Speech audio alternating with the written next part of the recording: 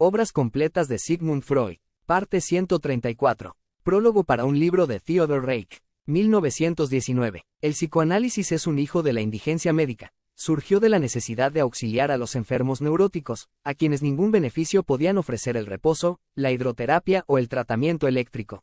Una observación sumamente notable de José Breuer despertó la esperanza de que se podría prestarles tanto mayor ayuda cuanto más profundamente se comprendiera la génesis de sus síntomas, hasta entonces desconocida. De tal suerte, el psicoanálisis, nacido como una técnica puramente médica, se orientó desde el principio a la exploración, a la revelación de vinculaciones recónditas y de vasto alcance. Su evolución posterior lo apartó, en medida que debía resultar sorprendente para el médico, del estudio de las condiciones somáticas en las cuales aparecen las enfermedades nerviosas, orientándose en cambio hacia todo el contenido psíquico que colma la vida humana, también la del individuo sano, sea normal o hipernormal. Hubo de ocuparse en los afectos y las pasiones, ante todo en aquellos que los poetas no se cansan de representar y ensalzar, los de la vida amorosa. Aprendió a reconocer el poderío de los recuerdos, la insospechada importancia que los primeros años de la infancia tienen para la plasmación de la madurez ulterior, la potencia de los deseos que falsean el juicio del hombre e imponen vías inalterables a sus aspiraciones. Durante un tiempo el psicoanálisis pareció estar condenado a agotarse en la psicología, sin poder indicar por qué se diferencia la psicología del enfermo de la del normal. En su camino se encontró, empero, con el problema del sueño, un producto psíquico anormal creado por seres normales en condiciones fisiológicas periódicas. Al resolver el psicoanálisis, el enigma del sueño halló en el psiquismo inconsciente el terreno común en el cual arraigan las tendencias psíquicas más elevadas tanto como las más bajas, del cual surgen las producciones anímicas más normales, como las aberrantes y mórbidas. Desde entonces, el cuadro del funcionalismo psíquico se le presentó con creciente nitidez e integridad. Oscuras energías instintivas, surgidas de lo orgánico y tendientes a fines innatos. Sobre ellas, una serie jerárquica de formaciones psíquicas con organización más elevada, adquisiciones de la evolución humana bajo el imperio de la historia humana, instancias que han incorporado partes de esas tendencias instintivas, perfeccionándolas o imponiéndoles fines más elevados, pero, en todo caso, ligándolas con vínculos sólidos y aprovechando sus energías instintivas para los propios fines. Pero esta organización superior que conocemos como el yo rechazó por inútil otra parte de los mismos impulsos instintivos elementales, que no podían someterse a la unidad orgánica del individuo o que se oponían a los objetivos culturales del mismo. El yo no es capaz de extirpar estas potencias psíquicas sustraídas a su dominio, pero se aparta de ellas, las abandona en el nivel psicológico más primitivo, se defiende contra sus exigencias mediante enérgicas formaciones defensivas y reactivas, o bien trata de aplacarlas con satisfacciones sustitutivas. Indómitos e indestructibles, pero impedidos de realizarse, estos instintos sometidos a la represión forman, con sus representaciones psíquicas primitivas, el mundo anímico subterráneo, el núcleo de lo genuinamente inconsciente, siempre dispuestos a hacer valer sus derechos y a irrumpir hacia la satisfacción a través de cualquier rodeo. De ahí la habilidad de la imponente superestructura psíquica, la ofensiva nocturna que lo condenado y reprimido efectúa en el sueño. La propensión a caer en la neurosis o la psicosis apenas la relación de fuerzas entre el yo y lo reprimido se desplace en sentido desfavorable para aquel. Reflexionando, se advierte al punto que semejante concepción de la vida psíquica humana no podía limitarse al terreno del sueño y de las enfermedades neuróticas, pues si había dado con algo cierto, también debía tener vigencia para los fenómenos psíquicos normales, y aun en las más excelsas producciones del espíritu humano podría reconocerse una relación con los factores hallados en la patología, con la represión, con los esfuerzos por dominar lo inconsciente, con las posibilidades de satisfacción de los instintos primitivos. La aplicación de los métodos de investigación psicoanalíticos a sectores alejados de su tierra madre, a las más diversas ciencias del espíritu, fue desde ese momento una tentación irresistible, un imperativo científico. Aún la labor analítica con los pacientes incitaba sin cesar a emprender esta tarea, pues era imposible dejar de reconocer que las formas individuales de las neurosis exhiben analogías evidentísimas con las más valiosas producciones de nuestra cultura. El histérico es un poeta declarado, aunque manifieste sus fantasías en forma esencialmente mímica y sin considerar si el prójimo lo comprende. El ceremonial y las prohibiciones del neurótico obsesivo nos inducen a aceptar que éste se ha creado una religión privada, y aún las construcciones delirantes del paranoico muestran una enojosa semejanza exterior y un parentesco íntimo con los sistemas de nuestros filósofos.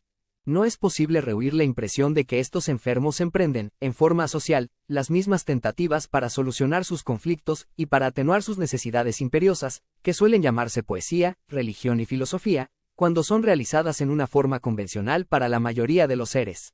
En un trabajo pletórico de ideas, Orang y H. Sachs compendiaron en 1913 los resultados que hasta esa fecha había suministrado la aplicación del psicoanálisis a las ciencias del espíritu. La mitología, la historia de la literatura y la de las religiones parecen ser los terrenos más fácilmente accesibles. Aún no se ha encontrado la fórmula que permita incluir el mito en este sistema. En un voluminoso libro sobre el complejo del incesto, Otto Rank presentó la sorprendente prueba de que la elección de los temas, especialmente en la poesía dramática, está determinada principalmente por el sector de lo que el psicoanálisis denomina el complejo de Edipo, mediante cuya elaboración en las más diversas variaciones, deformaciones y disfraces, el poeta intenta solucionar su propia posición personal frente a ese tema afectivo. El complejo de Edipo, es decir, la actitud afectiva ante la familia, o, en sentido más estricto, ante el padre y la madre, es el tema frente a cuya superación fracasa el neurótico y que por eso constituye regularmente el núcleo de su neurosis.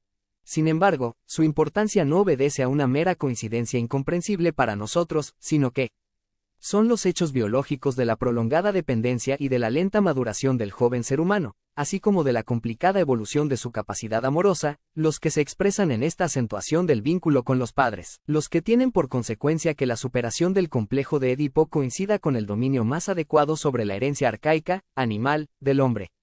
Aunque ésta contiene todas las energías necesarias para la ulterior evolución cultural del individuo, es preciso que antes sean seleccionadas y elaboradas. Tal como el hombre lo trae consigo, este acervo hereditario arcaico no es utilizable para los fines de la vida cultural en sociedad. Un paso más nos lleva al punto del cual arrancó la consideración psicoanalítica de la vida religiosa. Lo que es hoy un bien hereditario para cada individuo fue otrora una nueva adquisición, transmitida a través de una larga serie de generaciones. Por consiguiente, también el complejo de Edipo debe tener una historia evolutiva, y el estudio de la prehistoria puede llevarnos a retrasarla.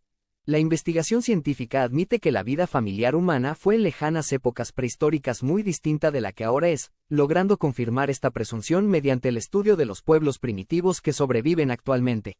Si además se somete a elaboración psicoanalítica dicho material prehistórico y etnológico, surge un resultado inesperadamente preciso.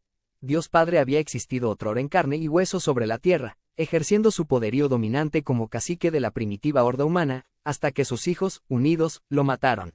Además, el efecto de este crimen liberador y la reacción ante el mismo originaron los primeros vínculos sociales, las restricciones morales básicas y la forma más antigua de una religión, el totemismo. Pero también las religiones más recientes están llenas del mismo contenido, y mientras por un lado se esfuerzan por borrar las huellas de aquel crimen o por expiarlo al ofrecernos nuevas soluciones para la lucha entre padre e hijos, por otro lado no pueden menos que volver a repetir la eliminación del padre. No obstante, también en el mito puede reconocerse la repercusión de aquel suceso que arroja su sombra gigantesca sobre toda la evolución de la humanidad.